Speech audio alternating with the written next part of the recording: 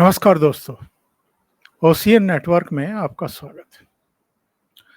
आज इस बात पर बात करेंगे कि ये जो राहुल गांधी अक्सर विदेशों में जाकर के कुछ बयानबाजी करते हैं कि पार्लियामेंट में हमें बोलने नहीं दिया जाता, हमारे यहाँ यानी भारत में मीडिया स्वतंत्र नहीं है, तटस्थ नहीं है, प्रेशर में काम करता है, न्यायपालिका भी प्रेशर में काम करती है, वो भी स्वतंत्र नहीं है, लोकतंत्र के जो चारों स्तंभ हैं, तीन तो हैं ही, चौथा अगर मीडिया को मान लें तो चौथा स्तंभ वो हो जाता है कि सब प्रेशर में काम कर रहे हैं। वस्तु स्थिति क्या है, जरा ये जानने की आज कोशिश करते हैं। जब इनकी सरकारें हुआ करती थी तब मीडिया की क्या हालत बना के रखी हुई थी, कब कब इन्होंने मीडिया को दबाने की, कुचलने की कोशिश की। इमरजेंसी के समय तो सूचना और प्रसारण मंत्री ही बदल दिए गए थे जब आई के गुजराल ने इंदिरा गांधी की और संजय गांधी की बात मानने से इनकार कर दिया था, तो विद्याचरण शुक्ला को ले आए थे और उसके बाद उन्होंने हंटर चलाया, तो क्या हुआ इस पर भी बात करेंगे। राजीव गांधी के समय भी एक बिल लाने की कोशिश की गई थी, तैयारी कर ही ली गई थी, वो तो देशव्यापी उसका विरोध हो गया तो वो पीछे हट गए। अभी हाल फिलहाल की बात करें तो अर्णब गोस्वामी के साथ क्या किया था इन्होंने, जब मुंबई में इनकी मिली-जुली सरकार थी उद्धव ठाकरे के नेतृत्व वाली। और हाल की अगर घटना करें, ताज़ा घटना की बात करें, तो अभी 14 पत्रकारों को जो 12 अलग-अलग मीडिया हाउस से रिलेटेड थे, उनके बायकॉट का ऐलान कर दिया। ये मीडिया को धमकाने वाली बात नहीं है, ये मीडिया को प्रेशराइज़ करने की बात नहीं है। और इससे भी ताज़ा घटना तो बंगाल में हुई है, जहाँ पर एक चैनल के रिपोर्टर के हाथ से माइक छीन लिया गया, उसके साथ धक्का-मुक्की की गई, उसको डराने-धमकाने की कोशिश की गई। और पश्चिम बंगाल की मुख्यमंत्री ममता बनर्जी चुप्पी साधे हुए हैं उस घटना पर, और पूरा इंडिया अलायंस चुप्पी साधे हुए है। ये कैसा मीडिया के साथ व्यवहार है इनका? मतलब आप मीडिया को लेकर के, पार्लियामेंट को लेकर के, न्यायपालिका को लेकर के बदनाम करेंगे मोदी सरकार को, और आपके अपने कर्म और कारनामे कैसे हैं ये आप अपने गिरेबान में नहीं झांकेंगे। मेरे साथ वरिष्ठ पत्रकार सीधे लखनऊ से जुड़ रहे हैं सतीश चंद मिश्रा जी। सतीश जी, बहुत स्वागत है आपका। नमस्कार ओंकार जी, दर्शकों को भी नमस्कार। ये जो बंगाल में घटना हुई है, पहले तो इस पर एक टिप्पणी आपकी चाहूंगा, और दूसरे जो ये पाखंड करते हैं, ये मीडिया की स्वतंत्रता को लेकर के बोलने के लायक भी हैं कि नहीं है?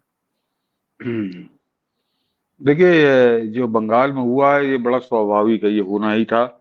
उन्होंने रिपब्लिक पे हमला किया, रिपब्लिक चैनल पे, तो उसका कारण है। देखिए, मीडिया से डर डर लगता था राजनीति को, और लगना चाहिए भी, और इसके लिए लोगों ने अपनी जानें दी। अभी एक रिपोर्ट बताऊंगा आपको, और वो मैंने देखा है कि संपादक स्तर पे तो छोड़ दीजिए, अगर कोई वरिष्ठ रिपोर्टर या संवाददाता को जाता था तो मंत्री या मुख्यमंत्री सावधान हो जाता था कि फलाने आए हैं।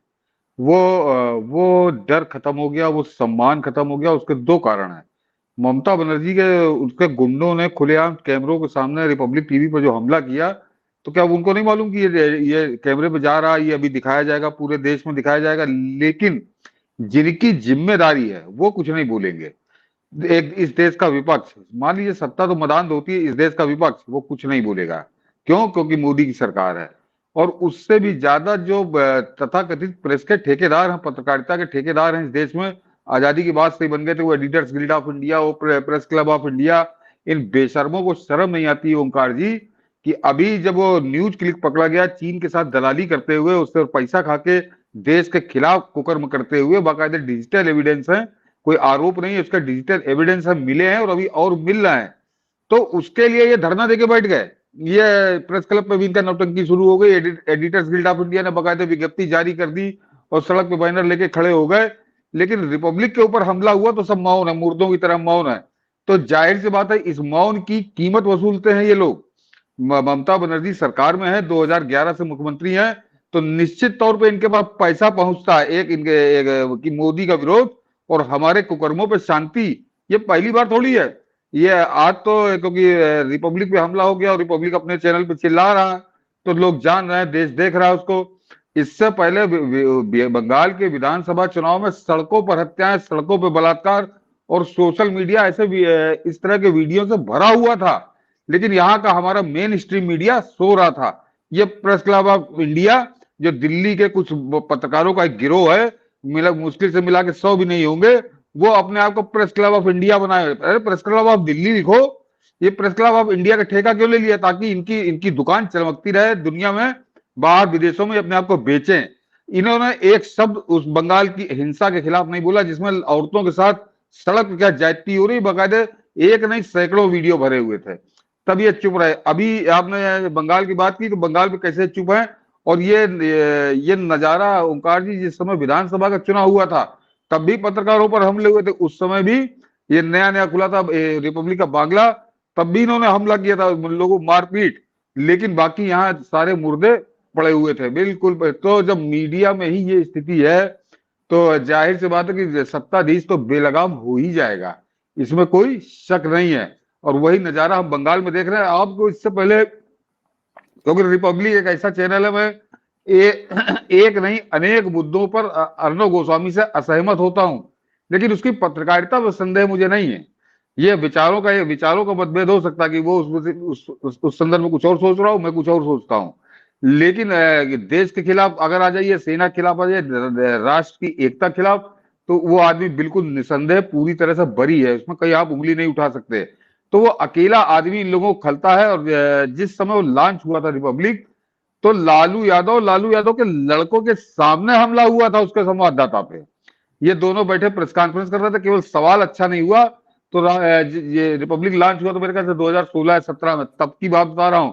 तो दोनों के सामने, ये भी नहीं कि कोई पीठ पीछे, बाकी पूरा मीडिया चुप। और अभी आपने जो जिक्र किया कि जो बंबई में जब सरकार थी इसी इंडी गैंग की, तो कैसी इन्होंने चुप्पी साधी थी, ये पूरे देश ने देखा। ये अच्छा चुप्पी साधना तो छोड़ दीजिए, एक ये सारे लोग, ये जो प्रेस क्लब ऑफ इंडिया के ठेकेदार हैं, एडिटर्स गिल्ड ऑफ इंडिया के ठेकेदार हैं, ये अलग अलग व्यक्तिगत रूप से जश्न मना रहे थे अर्णव की गिरफ्तारी का।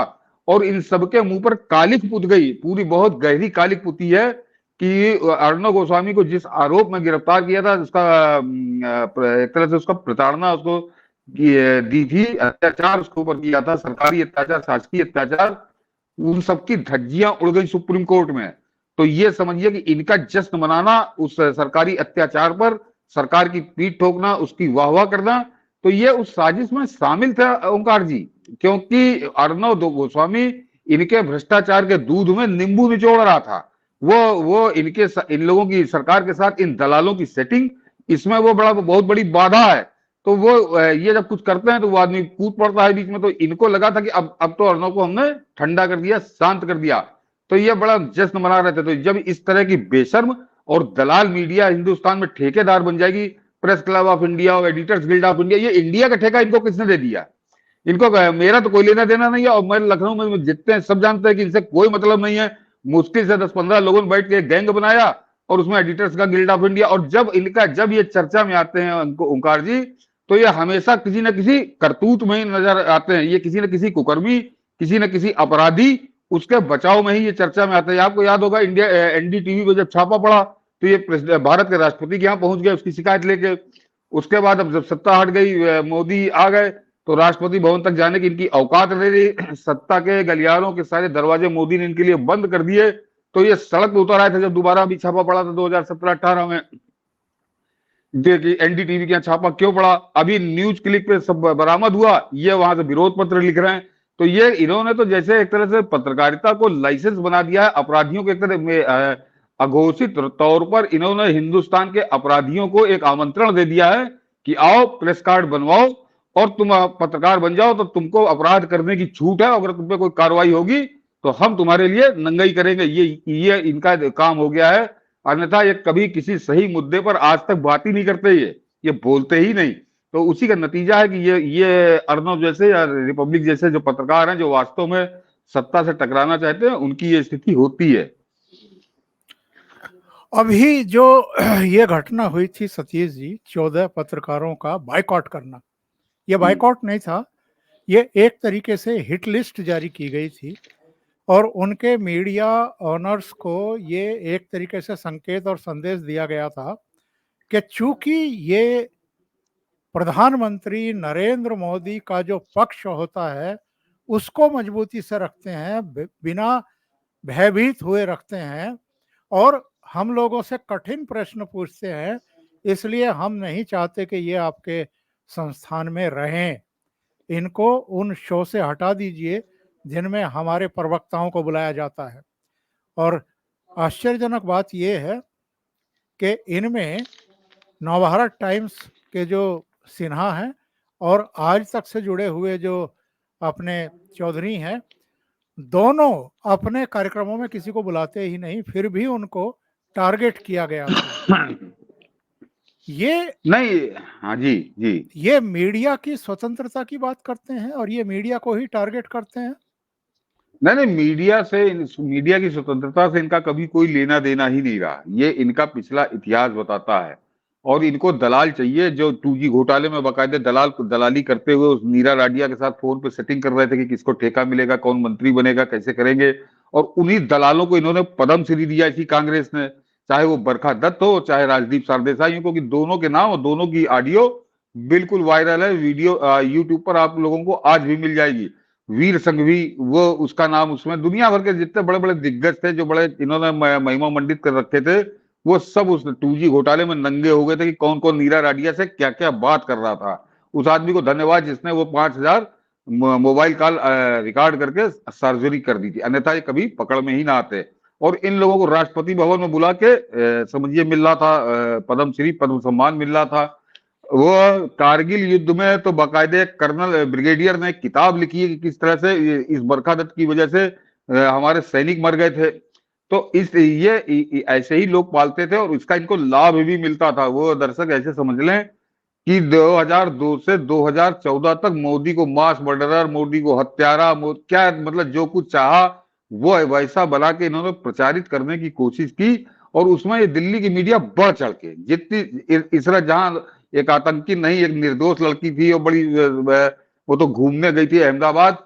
ये बात खाली सोनिया गांधी ने थोड़ी कही। ये सोनिया गांधी ने जो दलाल पाले थे पत्रकार के रूप में, इन्होंने ही ये पूरा माहौल बनाने की, और एक दो नहीं पूरे 10 साल तक ये कोशिश की कि वो जो इसरत जहां थी वो तो बेचारी बहुत निर्दोष थी, वो आतंकवादी थी नहीं, मोदी ने मरवा डाला। वो सोहराबुद्दीन जो अंतरराष्ट्रीय अपराधी, अंतरराष्ट्रीय आतंकवादियों से उसके संबंध, और उसका ओंकार जी वीडियो पड़ा है कि जब वो एनकाउंटर के बाद जब उसकी लाश लाई गई, उज्जैन का वो रहने वाला था, तो उसकी लाश जनाजे की जो निकल रहा था उसमें बाकायदे राइफलों की हवाई फायर करके नारे लग रहे थे पाकिस्तान जिंदाबाद। लेकिन ये दलाल आज भी उस सोहराबुद्दीन को हीरो और नरेंद्र मोदी और अमित शाह को खलनायक बनाने में जुटे रहते हैं। इनको शर्म नहीं आती जो सामने प्रत्यक्ष प्रमाण देख के। तो जिनकी आप बात कर रहे हैं, चाहे वो कांग्रेस या कांग्रेस के साथ जो लगे हुए लोग हैं, लगे हुए दल हैं, इनको कभी स्वतंत्र प्रेस रास ही नहीं आई, ये कभी नहीं रास आई। और ये नेहरू से शुरू हो जाइए तो इंदिरा गांधी तक चला था। इंदिरा गांधी ने तो खैर इतिहास रख दिया प्रेस पर डंडा चलाने का। राजीव गांधी ने एस गुरु मूर्ति जैसे आदमी को जेल में डाल दिया। चित्रा सुब्रमण्यम, ये दोनों, चित्रा सुब्रमण्यम और एस गुरु मूर्ति, अगर ये ना होते तो शायद बोफोर्स घोटाला कभी खुलता ही नहीं, उस क्वात्रोची को इस देश छोड़ के भागना ही ना पड़ता। तो उसमें क्योंकि चित्रा सुब्रमण्यम विदेश में थी तो वो उनको गिरफ्तार नहीं कर सकते थे। एस गुरु मूर्ति को उन्होंने जेल में डाल दिया। चित्रा सुब्रमण्यम बेचारी करीब करीब 25-30 साल वो वापस नहीं लौटी हिंदुस्तान की। एक सरकार कांग्रेस की है। रामनाथ गोयनका का वो ऐतिहासिक बयान है कि उसके क्योंकि बोफोर्स घोटाला कांग्रेसी सरकार के काले कारनामे उसमें छाप रहे थे पहले पन्ने पे। तो बिजली पानी सब काट दिया था उनके, बाकायदे रेड होने लगी थी। तो रामनाथ गोयनका ने राजीव गांधी से कहा था कि चाहे मुझको सड़क पे बैठ के, फुटपाथ पे बैठ के अखबार निकालना पड़े, लेकिन मैं तुम्हारे भ्रष्टाचार और कुकर्मों को उजागर करूंगा। तो इनको इस तरह के पत्रकार राशि नहीं आते। ये तो हमेशा गला घोटने रहते हैं। इंदिरा गांधी का तो आपातकाल वाले में तो कई किताबें लिखी गई, उसको दोहराना बेकार है। लेकिन आप इससे समझ लीजिए कि ये जो बड़े बैठे बैठे अब ये वाशिंगटन पोस्ट और न्यूयॉर्क टाइम्स और गार्जियन लंदन से बैठ के जो मोदी सरकार को कोसा करते हैं, इन्हें दर्शक जान लें कि इनके सबके पत्रकारों को, जो रिपोर्टर थे और जो ब्यूरो चीफ थे, उनको रातों रात हिंदुस्तान छोड़ के भागना पड़ा था। जिस कांग्रेस का ये ढोल बजाते हैं, इन्हीं इन्हीं अखबारों के कोई बचा नहीं था विदेशी रिपोर्टर, क्योंकि 24 घंटे के अंदर उनको अल्टीमेटम दे दिया गया था कि भारत छोड़ दो। ये इंदिरा गांधी ने किया था। तो ये कांग्रेसियों का इतिहास है कि इनको फ्रीडम ऑफ प्रेस राशि ही नहीं आती। और एक और जो, क्योंकि ओंकार जी आपने छेड़ दिया तो और बता दूं जी कि हाँ वो जी। एक मित्रों आर्काइव, वो किताब है, मिल जाएगी आप लोगों को, अमेजन पे उपलब्ध है। 2 खंडों में है, उसमें एक खंड भारत के विषय में भी है, और वो कोई केवल भारत के लिए नहीं लिखी गई है, वो तो पूरी दुनिया के उसमें रहस्यों को उजागर किया गया, जो केजीबी के अभिलेखागार में थे। उसमें एक लिखा है उन्होंने कि 71 से 74, वो उसी केजीबी के दस्तावेज बताते हैं कि हिंदुस्तान के एक संपादक, जो हिंदुस्तान का सबसे बड़ा संपादक था, वो पैसा लेके केवल रूस रूस के पक्ष में, कांग्रेस के पक्ष में और अमेरिका के विरोध में वो लिखा करता था आर्टिकल, और वो हिंदुस्तान के 10 बड़े अखबारों में और उस समय की जो प्रमुख पत्रिकाएं हैं उनमें प्रकाशित कराए जाते थे। और इसके अलावा उसने लिखा है कि 71 से 74 के दौरान 17,000 रिपोर्टें 17,000 रिपोर्टें केजीबी ने पैसा देके प्रकाशित करवाई, जो कांग्रेस और रूस के फेवर में होती थी। तो ये कांग्रेसी चरित्र है, ये इनके डीएनए में है, क्योंकि ये 50 साल पुरानी हिस्ट्री में बता रहा हूं, और ये लिखा पढ़ी में केजीबी के दस्तावेज इसको उजागर करते हैं। तो वो इनका अभी चला आ रहा, नरेंद्र मोदी के आने के बाद, नरेंद्र मोदी ने कोई गोदी मीडिया नहीं बनाया। ये जो हल्ला मचाते हैं, अभी बताऊंगे क्यों मचाते हैं। नरेंद्र मोदी ने कहा कि जो तुम्हारा काम है तुम वो करो, तुम सत्ता सत्ता दलाली मत करो, तुम कोई वीआईपी स्टेटस तुम्हारा नहीं होगा, तुम पत्रकार हो, पत्रकार की तरह काम करो। तो इनका सारा कारोबार ठप हो गया। और क्योंकि एक बहुत बड़ी फौज कांग्रेस के ने दशकों में तैयार की थी, वो फौज पिछले 10 साल से भूखों मर रही है, उसका काम नहीं चल पा रहा। एक चपरासी का ट्रांसफर नहीं करा पा रही वो फौज, जो मंत्रियों के पद तय कराया करती थी, बड़े बड़े हजारों करोड़ के ठेके तय कराया करती थी 2G घोटाले की तरह। तो वो फौज को तो आग लगी हुई है, वो आग लगी हुई है। अभी हल्ला मचा रहे कि प्रेस आजाद नहीं है। अरे क्या प्रेस की आजादी चाहते हो? और इनका एक और आंकड़ा ओंकार जी जान लीजिए कि एक मैं संस्था बोल रहा हूँ कि कमेटी फॉर प्रोटेक्टिंग जर्नलिस्ट, एक मिनट, हाँ हाँ, कमेटी टू प्रोटेक्ट जर्नलिस्ट, और ये एशिया स्तर की ये संस्था है। और उसने भारत से संबंधित अपनी एक जो रिपोर्ट अभी प्रकाशित की थी, कोई मेरे ख्याल से साल भर पहले, तो उसमें उसने बताया था कि नए मिलेनियम में, यानी 2000 से और 2023 तक, 23 साल में हिंदुस्तान में 91 पत्रकारों की हत्या की गई, एक 91। और ताजुब होगा आपको जानकर कि उसने बाकायदे डेट और नाम के साथ वो नाम दिए हैं 91 पत्रकारों के। और उसमें नरेंद्र मोदी के शासनकाल में, यानी पिछले 9 साल के शासनकाल में 5 या 6 हत्याएं हैं, बाकी 85 हत्याएं ये इनके कार्यकाल में है। कौन जिम्मेदार है इसका? तो ये एक अंतरराष्ट्रीय संस्था जो नाम और तारीख के साथ सूची जारी करती है कि 91 पत्रकारों की हत्या कर दी गई, उसमें से 90% तुम्हारे शासनकाल में मारे जाते हैं। और फासिस्ट है नरेंद्र मोदी, प्रेस का गला घोट रहा है नरेंद्र मोदी। तो ये बेशर्म है, बेईमान है, धूर्त है। और ये इन्हीं की वजह से बंगाल जैसी घटनाएं होती हैं और होती रहेंगी, क्योंकि सत्ताधीशों के मुंह को इन्होंने खून लगा दिया है कि प्रेस नहीं तुम दलाल पालो। और अब वो दलाल नहीं पाल रहे हैं तो मारपीट हो रही है।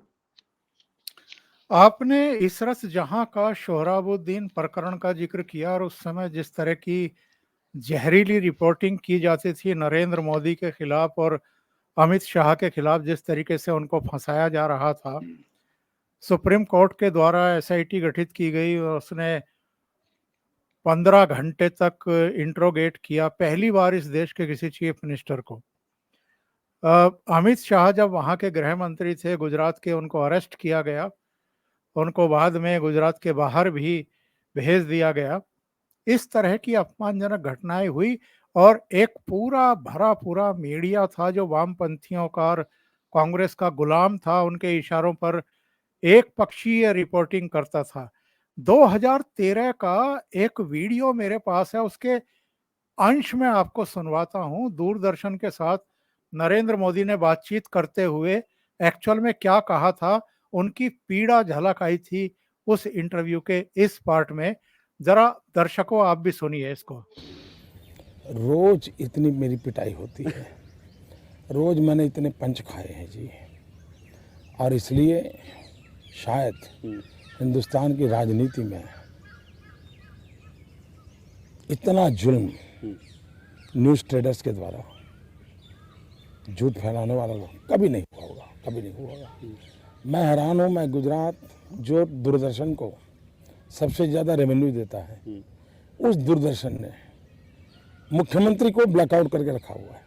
इससे बड़ा जुर्म क्या हो सकता है? और यही लोग, आपकी ये सारी टोली ब्लैकआउट करके रखा हुआ है।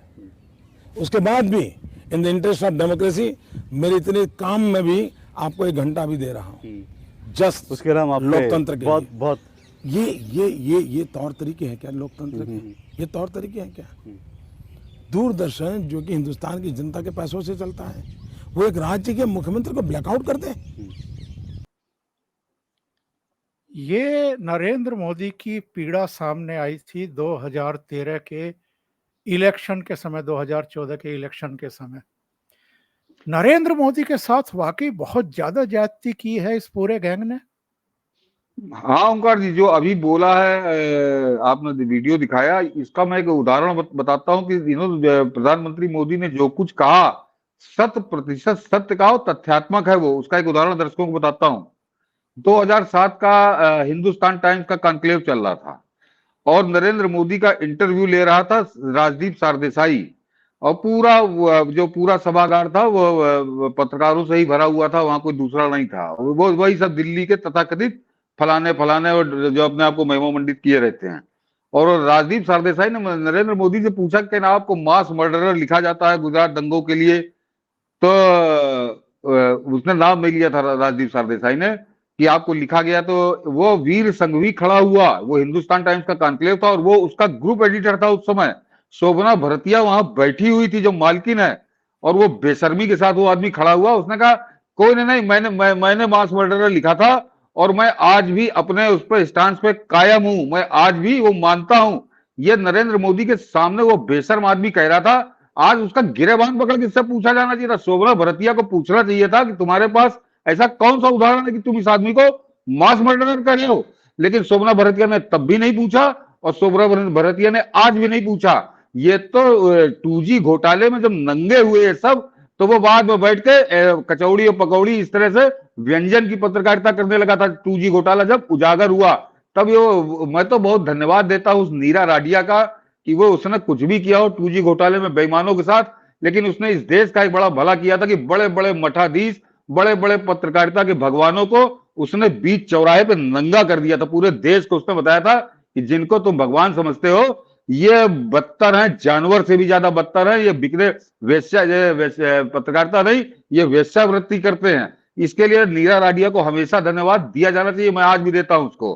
तो ये वो लोग हैं कि जो बेशर्मी के साथ खड़े कर, आज तक उसने कभी मांगी माफी?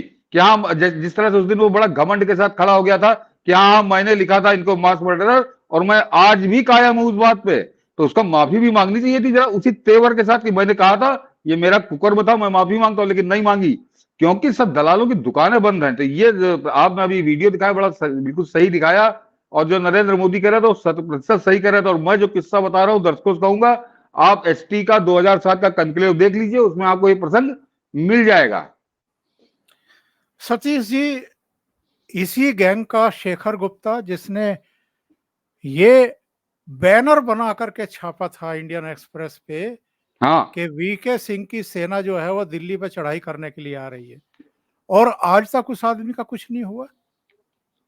नहीं तो वो तो इन्होंने ही करवाया था। वो अब समझ लीजिए कि ये मैंने कहा ना कि ये किस तरह के दलाल पालते थे प्रेस के अंदर, क्योंकि जनरल वीके सिंह के शकल अच्छी नहीं लग रही थी, उनके सवाल अच्छे नहीं लग रहे थे। वो बता रहे थे कि सेना के पास ये टाटा ट्रक में तुमने दलाली की है, इसमें जूते नहीं है, बंदूकें नहीं है, ये क्या सेना की तुमने क्या हाल बना रखा है। तो इनको लगा कि इसी को निपटाओ।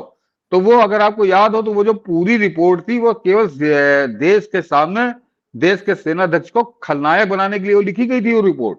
तो वो तो कांग्रेस के इशारे पे लिखी गई थी, तो ये उस पर क्या कार्रवाई करते? तो अब मैंने कहा कि इनको सिर्फ पत्रकार की नकाब में इनको डकैत चाहिए जो देश की पत्रकारिता की स्वतंत्रता की को लूटे और उसको दलाली की दुकान पर सजा दे ले जाके वो ये कर रहे हैं। और वो अब क्योंकि 2014 के बाद से बदलते बदलते मौसम काफी बदल चुका है और उसमें आप जैसे लोगों का बहुत योगदान है ओंकार जी, क्योंकि वो जो सोशल मीडिया पे आप लोगों ने एक मंच तैयार किए हैं, कई मंच हैं, वो इन लोगों के झूठ की धज्जियां उड़ा देते हैं, इनके षड्यंत्र की धज्जियां उड़ा देते हैं। तो अब ये इनका और ज्यादा नुकसान हो रहा है। एक तो नरेंद्र मोदी ने सत्ता के गलियारों में इनकी दलाली की दुकानें बंद करा दी और आप लोगों ने इनका सच से सामना कराना शुरू कर दिया है।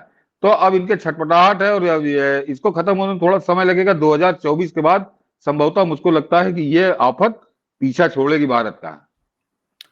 ये कब खत्म होगा सतीश जी? आप बहुत अनुभवी आदमी हैं, आपको सारी घटनाएं उंगलियों पर याद हैं। ये जो स्टूडियो में बुलाए जाते हैं और स्टूडियो में आकर के ये एंकर्स को भड़वा कहते हैं, दलाल कहते हैं, गोदी मीडिया कह करके अपमानित करते हैं और फिर भी उनको बुलाया जाता है। ये ओनर्स की मजबूरी है, मीडिया की मजबूरी है, क्या है ये सब? ऐसे लोगों को क्यों नहीं बुलाना बंद करते मीडिया संस्थान?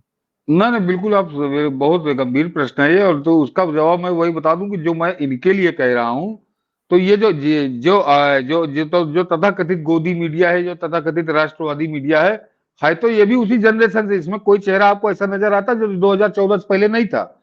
ये पढ़े तो उसी स्कूल में है, उसी स्कूल के विद्यार्थी हैं। ये जरा दूसरे तरीके से कर रहे हैं अपने काम को। तो इनको किसी भी तरह से टीआरपी चाहिए, सनसनी चाहिए और उसके लिए किसी भी हद तक गिर जाएंगे। अन्यथा आपने बड़ा बढ़िया सवाल किया। पत्रकार के खिलाफ एक अपशब्द बोलने में मंत्री और मुख्यमंत्री स्तर के व्यक्ति को 1000 बार पहले सोचना पड़ता था कि मैं किससे बात कर रहा हूं। और यहाँ बैठ के आपने सही कहा कि बड़वा कहता है, दलाल कहता है, सब कहता है और ये बड़े उसको प्रसन्नता से स्वीकार करते हैं क्योंकि इनको लगता है कि मुझको टीआरपी मिल रही। तो इस पूरे जो घटनाक्रम है इसमें पत्रकारिता तो कहीं रही नहीं जाती, कोई मतलब ही नहीं है। अन्यथा आप सोचिए कि मैं कहता हूं 20-25 करोड़ मुसलमान इस देश में रहता है, लेकिन इनको जब कोई हिंदू मुसलमान के टॉपिक पे ही बात करनी होती है तो ये कभी कोई चार्टर्ड अकाउंटेंट मुसलमान, कोई डॉक्टर मुसलमान, कोई प्रोफेसर मुसलमान ये नहीं लाते। ये लाते हैं जो 8वां पास भी नहीं है, किसी मस्जिद का मौलाना है, किसी मदरसे का मौलाना है, जिसको बात करने की तमीज नहीं, जिसको न इतिहास मालूम है न आगे भविष्य का उसका कोई आकलन है, केवल वो बदतमीजी करता है। तो सारे चैनलों पे आप देख लीजिए मुश्किल से 8-10 मौलाना है और वो सारे चैनलों पे दामाद बन के आते जाते रहते हैं। मैं ये मानने को तैयारी नहीं कि पूरे हिंदुस्तान में एक भी पढ़ा लिखा मुसलमान जो किसी यूनिवर्सिटी में प्रोफेसर हो या डॉक्टर हो या इंजीनियर हो, चार्टर्ड अकाउंटेंट हो या कोई और प्रोफेशनल हो, उसको बुला के बैठा लो, बात तो ढंग की करेगा वो। और वही स्थिति इन्होंने हिंदुओं के पक्ष की कर रखी है। हिंदुओं में भी अब मैं क्या नाम लूं, जिस तरह के महंतों उनको लाके बैठालते हैं, उनकी क्या छवि है सार्वजनिक जीवन में, उनके शहर के अंदर क्या छवि है, 2-4 को तो मैं जानता हूं। अब उनको धर्म का ज्ञान क्या है, केवल वो आके गरजने लगेंगे और गाली गलौज करने लगेंगे।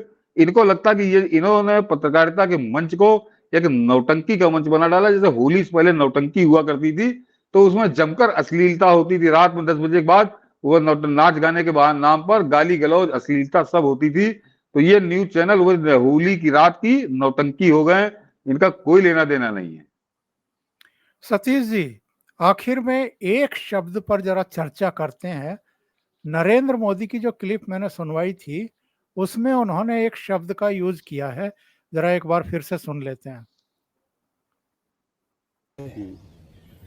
रोज इतनी मेरी पिटाई होती है, रोज मैंने इतने पंच खाए हैं जी, और इसलिए शायद हिंदुस्तान की राजनीति में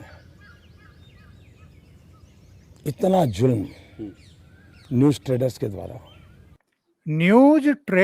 द्वारा ये जो इन्होंने शब्द यूज किया है न्यूज ट्रेडर्स, क्या आज के इस मीडिया के लिए ये प्रयुक्त शब्द है, सही शब्द है? नहीं, बिल्कुल उपयुक्त शब्द नहीं है, क्योंकि ये बड़ा शालीन शब्द है। बड़े उससे कहा गया यहाँ के लिए सही शब्द तो वीके सिंह ने इस्तेमाल किया था, जिसपे उन्होंने बड़ा हल्ला किया था कि वो प्रेस्टिट्यूट उन्होंने कह दिया था, तब इनको बड़ी आग लगी थी। तो वो प्रेस्टिट्यूट भी एक तरह से अंग्रेजी में कह दिया था, लेकिन थोड़ा तब भी शालीन था। अन्यथा इनके लिए जो शब्द वो मैं आपकी डिबेट में बोल नहीं सकता। नरेंद्र मोदी ने तो बहुत इन पे कृपा करी कि इस तरह न्यूज ट्रेडर तक ही इनको कहा। ये उससे ज्यादा गिरे हुए लोग हैं, ये उससे ज्यादा गिरे हुए लोग हैं। और ये कितने गिरे हुए लोग हैं, एक उदाहरण और दे दूं कि ओंकार जी, मैं अपने उत्तर प्रदेश का बताता हूँ कि 2014 नरेंद्र मोदी जब आए सत्ता में, उसके बाद से अभी तक जो प्रमुख यहाँ संचार माध्यम है, संचार संस्थान है, उनसे जुड़े 5 पत्रकारों की हत्या हुई है। 5 पत्रकार मारे गए आज तक 2014 से 2023, यानी 9 साल के अंदर।